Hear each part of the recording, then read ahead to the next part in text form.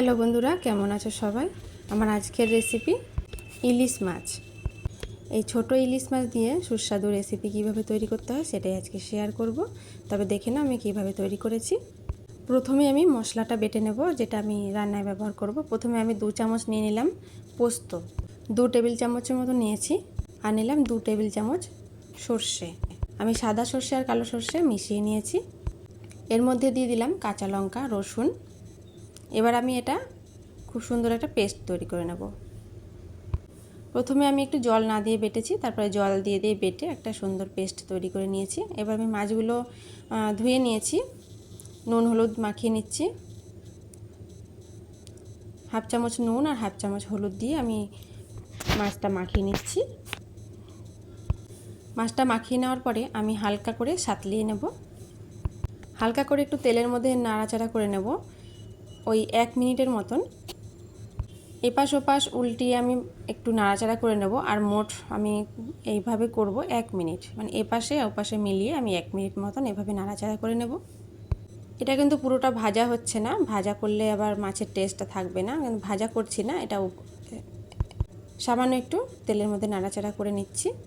এরকম না করলে আমার ঘরের লোক খায় না, তার জন্য আমি করেছি। এটা না করেও কিন্তু রান্নাটা করা যাবে। মাছটা পুরোটা ভাজা হয়নি, হালকা নাড়াচাড়া করে আমি নামিয়ে নিচ্ছি।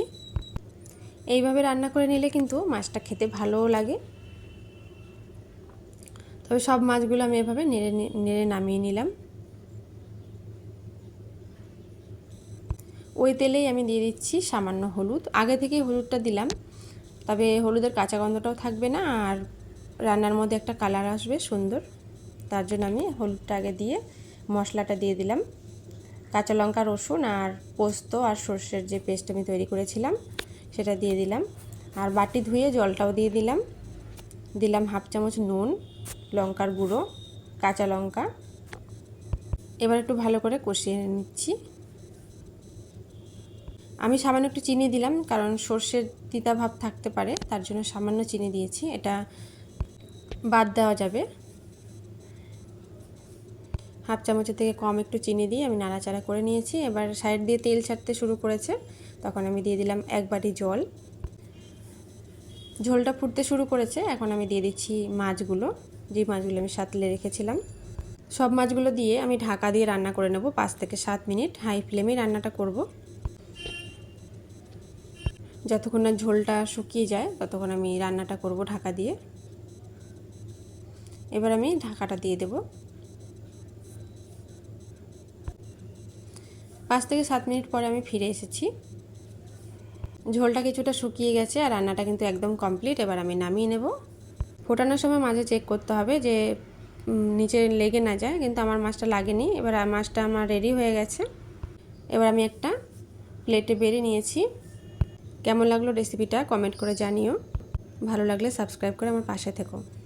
এর সাথে আমি আরেকটা রান্না দেখাবো। মাছের মাথাগুলো দিয়ে আমি পুঁই শাক রান্না করব, সেটাই আমি আজকে শেয়ার করছি এই ভিডিওতেই। প্রথমে আমি মাছের মাথাগুলোকে নুন হলুদ মাখিয়ে একটু ভেজে নিচ্ছি। 4-5 মিনিট মতন এরকম নাড়াচাড়া করে মাছগুলো ভেজে নেওয়ার পরে মাছের মাথাগুলো, তারপর আমি দিয়ে দিলাম আলু, কুমড়ো আর বেগুন। এই সবজিটাও ভালো করে ভাজবো। আর মাছের মাথাটা আর তোলার দরকার নেই, তুলবো না। এরপরে দিচ্ছি লঙ্কার গুঁড়ো, জিরার গুঁড়ো, হলুদ গুঁড়ো, ধনে গুঁড়ো আর সামান্য নুন। আমি হাফ চামচ মতো নুন দিয়েছি। জিরা গুঁড়ো, ধনে গুঁড়ো দিয়েছি, এর জন্য রান্নার স্বাদটা একটু ভালো হবে, মশলা মাখা মতন হবে পুঁই শাকের ঘ্যাটটা। পুঁই শাকগুলো ভালো করে ধুয়ে আমি দিয়ে দিলাম কাঁচা লঙ্কা 3-4টে। ঢাকা দিয়ে আমি 5 মিনিট মতন রান্না করে নিয়েছি। এখন শাকটা একটু নরম হয়ে গেছে, আবারও আমি ঢাকা দেব। তো ওটা আর ক্যামেরার সামনে আমি দেখাতে পারিনি, তখন ক্যামেরাটা বন্ধ ছিল।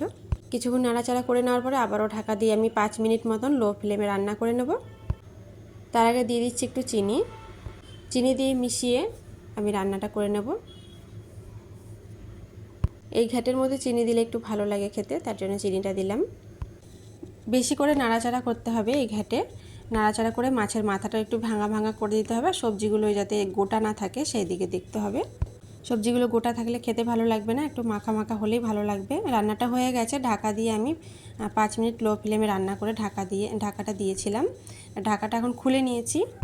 খুব সুন্দর হয়েছে দেখতে আর ভালো, খেতেও খুব ভালো হয়েছিল। গরম ভাতে খেতে এটা কিন্তু খুবই ভালো লাগে। এই রান্না দুটো কেমন লাগলো অবশ্যই কমেন্ট করে জানাবেন। ভালো লাগলে লাইক শেয়ার করবেন আর চ্যানেলটাকে সাবস্ক্রাইব করে আমার পাশে থাকবেন। আজকের মতন এখানেই ভিডিওটা শেষ করছি। আবারও চলে আসবো অন্য কোনো ভিডিও নিয়ে। এতক্ষণ আমার সঙ্গে থাকার জন্য অনেক ধন্যবাদ।